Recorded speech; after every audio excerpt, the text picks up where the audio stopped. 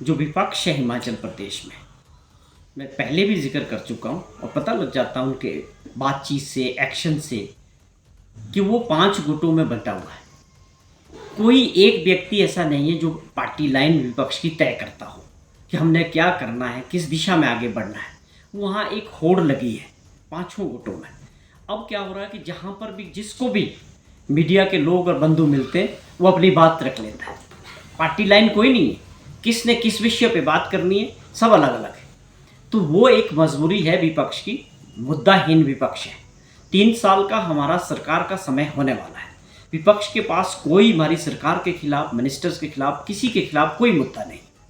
ये बड़ी हैरानी है कि विपक्ष की जब हम बात कर रहे थे कि प्रदेश में इतनी बड़ी आपदा आई, आप भी प्रदेश के चुने हुए लोग हैं, भले ही विपक्ष में हैं, मेंबर ऑफ पार्लियामेंट्स हैं जो सत्ता में हैं, चाहे राज्यसभा के हैं चाहे लोकसभा के हैं, आप सभी को प्रदेशवासियों के साथ खड़ा होना चाहिए था और देश से, प्रधानमंत्री जी से और सरकार से, भारत सरकार से मांग करनी चाहिए थी कि हमको जो है इमीडिएट राहत मिलनी चाहिए, जिससे हम प्रदेशवासियों की जो हमारी सड़कें टूटी हैं उनकी जो मदद होनी चाहिए वो हम उसमें ये चूक कर रहे हैं। तो उस बात पे ध्यान ना देने की वजह से अब एक हमने ऐसी मूर्ति का अनावरण किया जो हिमाचल प्रदेश जब बना डॉक्टर वाई.एस. परमार के बाद, अगर हिमाचल प्रदेश में विकास की गाथा लिखी है तो उसमें वीरभद्र सिंह और कांग्रेस सरकार का और पार्टी का बड़ा सहयोग रहा।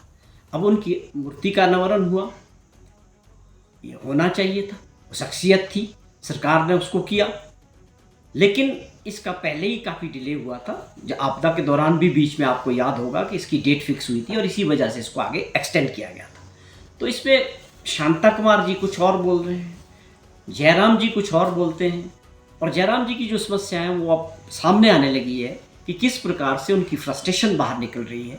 अंदरूनी लड़ाई अब बाहर भाजपा की लीडरशिप की लोगों के बीच आ रही है। उसका जिक्र उन्होंने पिछली बार भी किया कि अगर भाजपा में कोई बड़े नेता हैं तो वो चुनाव जिता के दिखाएं। मैंने तो मंडी जिला में इतना कुछ किया।